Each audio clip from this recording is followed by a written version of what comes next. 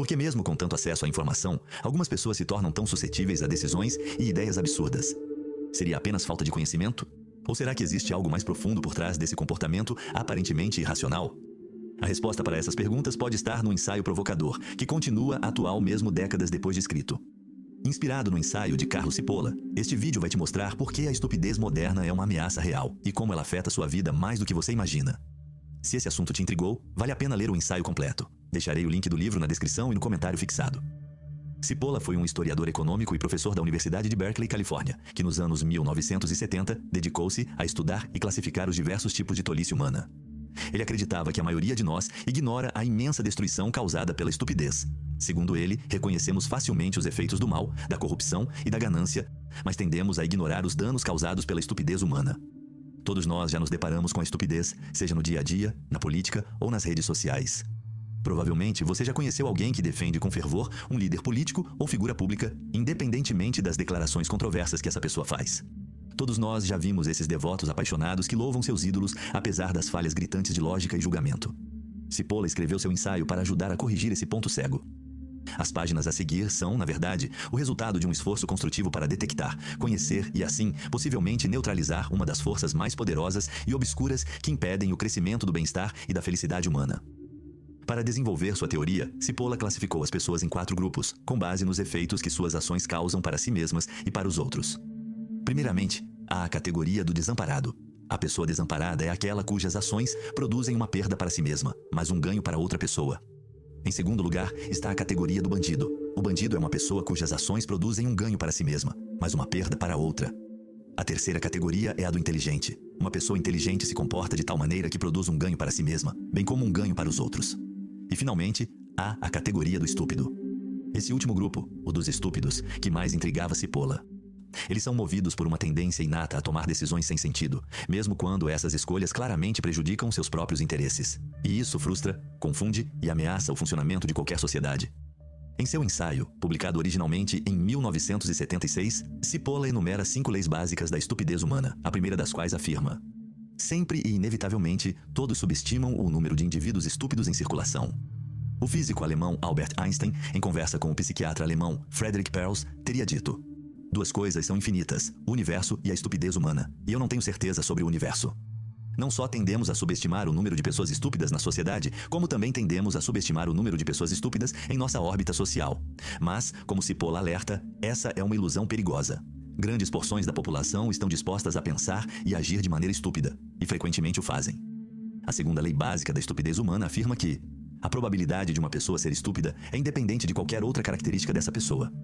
Ser rico, educado, bonito ou influente não impede ninguém de ser estúpido. A estupidez, segundo Cipolla, não está ligada à nacionalidade, classe social, nível de renda ou grau de instrução. Ela é uma constante presente em todas as populações. Ou, como o próprio Cipolla escreveu, no entanto, quer a segunda lei básica seja apreciada ou não, suas implicações são assustadoras. A lei implica que, quer você se mova em círculos distintos ou se refugie entre os caçadores de talentos da Polinésia, quer você se tranque em um mosteiro ou decida passar o resto de sua vida na companhia de mulheres bonitas e lascivas, você sempre terá que enfrentar a mesma porcentagem de pessoas estúpidas. Porcentagem essa que, de acordo com a primeira lei, sempre superará suas expectativas. Em outras palavras, não há onde se esconder dos efeitos da estupidez. A terceira lei básica de Cipolla revela o caráter irracional e imprevisível da estupidez. Uma pessoa estúpida é uma pessoa que causa perdas a outra pessoa ou a um grupo de pessoas, sem obter nenhum ganho e até mesmo possivelmente incorrer em perdas. Frequentemente, nosso comportamento oscila entre diferentes categorias. Às vezes, agimos de forma desamparada, às vezes como um bandido, enquanto em outras ocasiões, nossas ações serão caracterizadas por sua inteligência. Mas os estúpidos são diferentes. Eles têm comportamento destrutivo. Mesmo sem qualquer vantagem pessoal, pessoas estúpidas frequentemente tomam decisões que prejudicam os outros e a si mesmas. Cipolla chegou a identificar uma classe de super-estúpidos, que levam sua estupidez a outro nível. Ao contrário da pessoa estúpida comum que fere outra pessoa com suas ações sem obter ganho ou perda para si mesma, os super-estúpidos constantemente prejudicam a si mesmos e aos outros por meio de seu comportamento. Os estúpidos e os super-estúpidos são uma ameaça à sociedade. São responsáveis por muitos dos nossos problemas sociais. E, em alguns casos, a devastação que causam pode levar à ruína de uma civilização. A maioria das pessoas não reconhece isso, e por isso, a quarta lei básica da estupidez humana afirma: Pessoas não estúpidas sempre subestimam o poder danoso de indivíduos estúpidos. Em particular, pessoas não estúpidas esquecem constantemente que, em qualquer momento e em qualquer circunstância, lidar ou se associar com pessoas estúpidas, infalivelmente, acaba sendo um erro caro. Essa é uma armadilha comum. Achamos que, por sermos racionais, conseguimos prever e controlar a estupidez alheia. Mas estúpidos são imprevisíveis e ignorar isso nos torna vulneráveis. Cipolla afirma que o dano causado por uma pessoa estúpida é determinado por dois fatores principais. O primeiro fator é sua estupidez inata. Segundo Cipolla, algumas pessoas são geneticamente programadas para agir de maneiras profundamente estúpidas, e quanto mais estúpida alguém for naturalmente, maior será o dano que causará. O segundo fator que determina o dano causado por uma pessoa estúpida é a quantidade de poder e influência social que ela possui.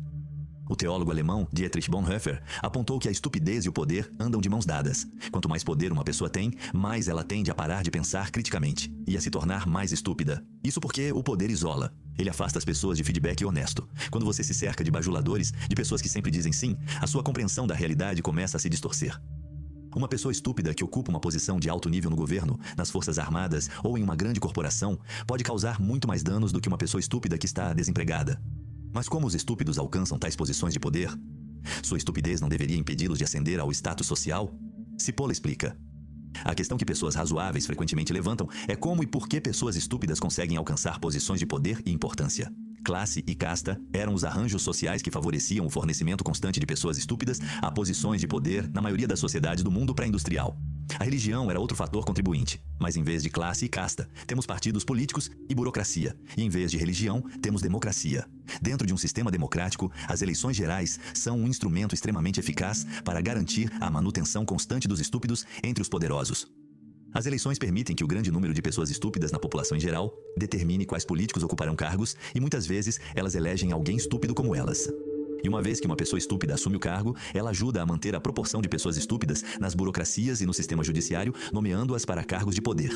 Assim, a democracia garante que um suprimento contínuo de pessoas estúpidas circule pelos corredores do poder governamental.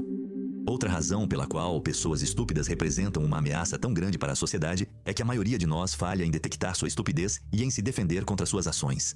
Na visão de Cipolla, pessoas estúpidas são muito mais perigosas do que bandidos, pois pelo menos com um bandido há uma razão para seu comportamento. O bandido quer obter um ganho para si mesmo, mas não é inteligente ou moral o suficiente para fazê-lo de uma forma que produza um ganho recíproco para outra pessoa.